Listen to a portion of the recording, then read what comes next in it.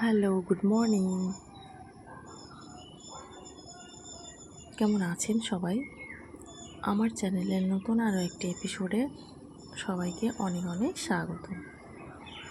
আমি আজকে বানাবো ছানা দিয়ে তৈরি ছানার ভাজা ঝুরোলো মিষ্টি। সেই জন্য আমি কিছু পরিমাণে দুধ গরম করে নিয়ে একটু দুধ ঢেলে রেখেছি একটা পাত্রে, আর বাকি দুধটা ভিনেগার দিয়ে ছানা করে নিচ্ছি। এই মিষ্টিটা খেতে দারুণ টেস্টি হয়। হয়তো হুট করে দুধ জাল দিতে দেরি হয়ে গেল, তখন ছানা হয়ে গেল, বা আপনি বাড়িতে ইচ্ছা মতো বা ছানা বানিয়ে নিয়েও এটা তৈরি করতে পারেন। তো আমি এবার ছানাটা স্ট্রেনারে ঢেলে নিচ্ছি। এটাকে প্রেস করে করে জলটা ঝরিয়ে নেব এবং হাত দিয়ে একটু ঝুরোলো করে নেব। তারপরে হাঁড়িতে দিয়ে দিলাম দুধ। এতে দিয়ে দেবো 2 থেকে 3 টেবিল স্পুন গুঁড়ো দুধ।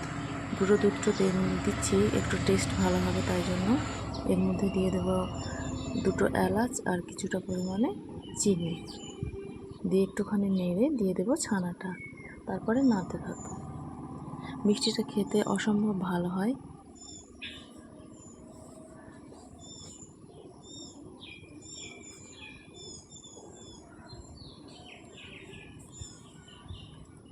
তো এবার আমি সব মিশ্রণগুলোকে একসঙ্গে ভালোভাবে মিশিয়ে নিচ্ছি।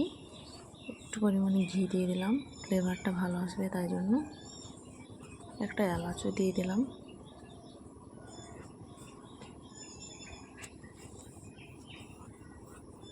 দেখতে ডিমের হালুয়ার মতো হয়।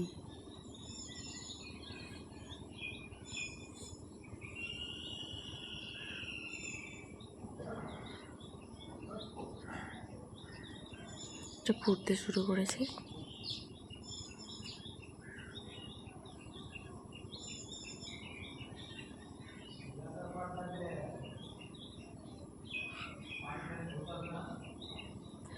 তো এটা প্রায় হয়ে এসছে, জলটা শুকিয়ে এসছে।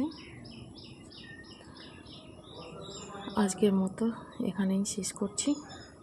সবাই ভালো থাকবেন, সুস্থ থাকবেন, সাবধানে থাকবেন। দেখা হচ্ছে নেক্সট কোনো একটা এপিসোডে। আমার মিষ্টিটা রেডি হয়ে গেছে। এটা আমি একটা প্লেটে ঘি মাখিয়ে ঢেলে নেব। এটা তো আর বরফি হবে না, কিন্তু বরফির স্টাইলে আমি কেটে নিচ্ছি, দেখতে ভালো লাগবে তাই জন্য। এটা একটা ঝুরোলো ভাজা মিষ্টি। আজকের মতো টাটা।